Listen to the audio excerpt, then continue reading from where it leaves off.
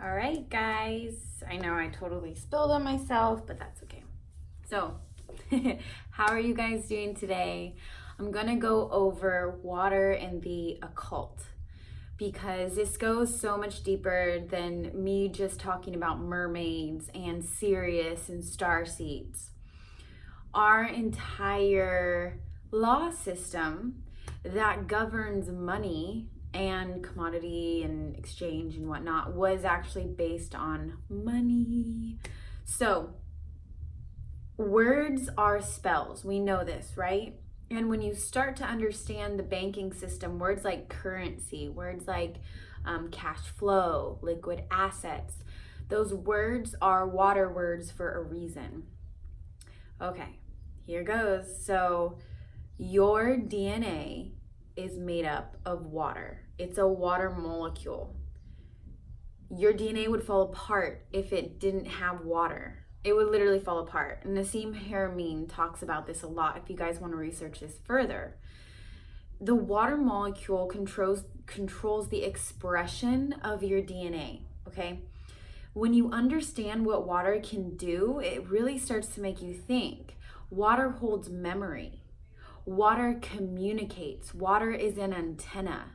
So the whole point of this conversation and this transmission and communication to you guys is to get you to understand that part of our DNA is being energetically bound to things like money and contracts and business. And this is actually the black magic that our entire law system sits on. So when we speak about black magic, voodoo, you're basically, or not you, but whoever it might be practicing it, are setting intentions. And those intentions are affecting your DNA. Because when you create an intention, you're putting out a spell in words, and that is a vibration, and the waters in your body actually react to that vibration, and that's why ancestral curses are handed down. So this is like the really deep understanding of black magic, right? And like for me on my journey, I'm like, why am I getting all these downloads about water and business and corporations and money? Until I actually started connecting the dots. So understanding that everything really is water programming. One of the biggest things that they don't want us to figure out is that we're water beings, and that water is the secret to life. It's the secret to sovereignty, and we come from the ocean. We are water beings, and the waters in our bodies have the ability to be programmed and change shape, and it can go from liquid to solid to whatever it might be. That means our DNA can change shape. So we are the ultimate shapeshifters. We are. So feeling this a bit further, I'll take it a little bit deeper. So understanding that contracts, symbols, sacred geometry programs our waters in our body to be structured again, to be perfectly structured in these beautiful kaleidoscope of patterns and fractals, right? So when we go into buildings that have right angles, we're actually programmed. The waters in our body are being distorted in a way. And so by the way you talk to yourself, the waters in your body are being distorted. Why do they want to distort the waters in our body? Because the water controls the DNA expression. And we talk about DNA activation so much. We're activating our DNAs to higher levels, correct? Well, as we activate our DNA, what keeps us from activating are the fluoride, the parasites, the chemicals, the pollution, the chemtrails. All of that is affecting our waters in our body. And the more that we pollute the waters within, the less our antenna to source will be. We receive information from source. We flow with the earth. And this is actually the secret of ancient lunar cults, ancient womb religions. They were based off the feminine. Not because you're like worshiping woman as like above you as a man. That's a misconception. Water is androgynous, and earth has a feminine essence to it. It's similar to a woman's body. And so when we understand the earth and the moon and the sun and the relationship between the cycles and the rhythms, we understand our bodies. And our divine blueprint, our natural cycles that we've been taken from our own choices, and we did it to ourselves, you know, the food that we eat, the places that we live. We just have to educate ourselves on those types of things and make sure we're cleansing the correct way, right? But because I don't like to blame, I don't like to put blame on the system. This is us taking back our sovereign power. So in understanding that these cults, these ancient womb religions actually studied where the moon was, where the stars were. And if you understand words, the word sinner actually came from the word sin, which was another word for the moon. And in lunar cults, they used to worship the moon because depending on where the moon was, it would show us what the physiology of our bodies would be. Because whatever astrological constellation that you're born into, you have those codes of the stars in you. So I'm a Libra in Western, and I'm a Virgo in Vedic. So I have those codes inside of me. So there's something called the sacred secretion, and I know some of you guys follow this. If you don't know what this is further, you can look at my other video called the sacred secretion. But it's basically a fluid that our bodies have the ability to release every time that the moon enters our sun sign. Meaning when the moon enters my constellation of Libra, I secrete an oil from my brain down to my sacrum, down my spine. And it's up to me to keep my vessel clean and not have sex during that time. It's like a 2 to 3 day period to bring that oil back up. And once it crosses the vagus nerve, it's creating well, basically it crosses it, and as it goes through the crucifixion, the pineal gland, the fluid will hit the pineal gland and activate it. So here's the thing. If your pineal gland is calcified, it won't happen either, from the fluoride you're drinking, from all the foods and the chemicals and whatnot, because your pineal gland is made out of a reservoir of water around it, made out of piezoluminescent crystals. So as this sacred secretion starts hitting that point, if you're not calcified, you know, if you're doing the work and your vessel's clean, your pineal gland will actually swell.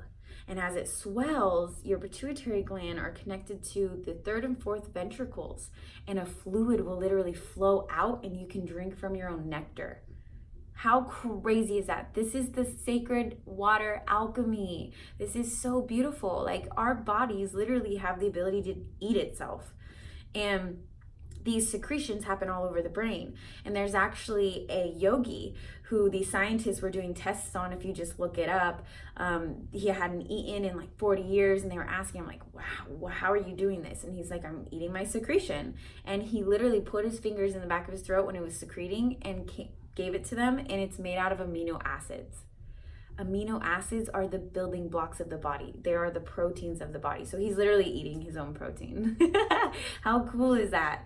So this is our sacred divine blueprint, you guys. Like, our bodies have the abilities to do these things, but because of the toxins and the things that we're eating and the things in our water, we cannot raise these secrets in our bodies that we have the ability to do so. And when we actually experience, like, if we're successful in it, we'll feel connected, we'll get downloads, we'll be like, whoa, I'm like a psychic being, because that's how we are. So that's one of the reasons why they move from a lunar cycle to 13 to 12, which is the Gregorian calendar. So that was actually a spell. That was black magic. We used to be on a 13 cycle, just like the moon. The number 13 is associated with the feminine, and they've made us think that it's unlucky, but it's actually lucky. I won't go too much into that, but I will say that the moon is associated with water. And in the Kabbalah, the moon and the earth are right here. And once you connect the two and the sun, you go straight to source. And I won't go too far into the Kabbalah, but there are so many ways that we used to live in this feminine religion that we just understood the cycles of the earth, and we understood that our bodies have the abilities to be gods, to be these divine beings that we are. And this black magic, this basically entire law system and church was all founded off of water. And the Vatican, associated with the Phoenicians, they used to worship a god named Dagon. And so these beautiful beings, let's just put ourselves in our God body for a moment and go back to the way we used to be.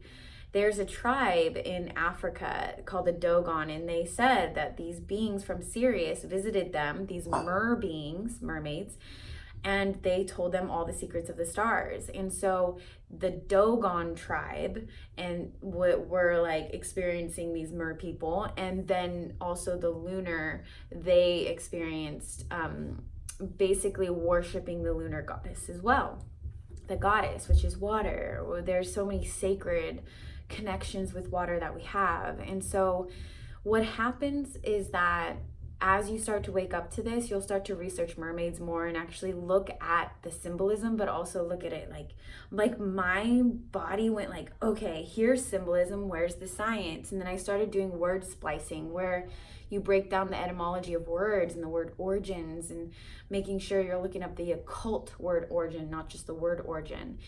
And memory, it's all has to do with water. And so when we go into this a bit more, our DNA is bound to contracts, right? And so it's up to us to break these contracts and become the mermaids again, become the mer people again, to own our waters within us and take back the sovereignty within us. And one of the ways to do that is to embody and detox and cleanse and own your sexuality and learn about sexuality, because the mermaid is very seductress, right? Well, sexuality is another way that the sacred secretion, as I was mentioning before, is actually released. So Kundalini is a really good way to do that as well. So we're finding sovereignty on all levels. But these water codes just kept coming to me. And as I started understanding the law and the systems and money, I started realizing in business and why they're actually energetically holding us to these contracts, like the law of water. As soon as we're born from our mother's waters, and our mothers sign over us signature on a contract that energetically bounds our DNA to our social security number in the United States. And we are part of the corporation of the United States of America. And our social security number is associated with money. It's on the stock exchange, like human trafficking, all that good stuff. It's a wormhole. But with looking at the whole, if we understood what the Atlanteans actually understood, they understood how to work with water, how to use hydrogen for fuel. Hydrogen, oh my gosh, if you guys just research hydrogen, it can replace oil and all these different things that actually help us in society. And we can get energy from the waves in the ocean without hurting the ocean. So this whole concept is really to show you that taking back the waters, this water movement, water sovereignty, water alchemy, is something that I will be talking about further. And yes, I could call myself a mermaid. I could call myself a water goddess, a water priestess. But this is sovereignty in all levels. Like, I'm talking spiritual, physical, mental, and financial. And that's what I built my business off of. I was like, whoa, I had no idea that like my logo meant what it did. And it all just kind of unfolded to me. So I know that part of my purpose is to embody the mermaid, is to embody the water alchemy, and not just talk about water in its esoteric essence. You know, I'm here to relay the information about the science of it and how fascinating it all is, you know. So taking that into consideration, I will be posting some links below, sources for you guys. Let me know what you think, if this resonates with you. I have created a Facebook group now, and an email list, and it's just starting, of women, men coming together who feel called, or maybe you feel like the waters within you are calling, and we are coming together. And that's part of what I'm doing, is providing the information, the inner knowing, so that we can move out of the age of Pisces, move out of the age of I believe, into the age of Aquarius, the water bearer, to I know.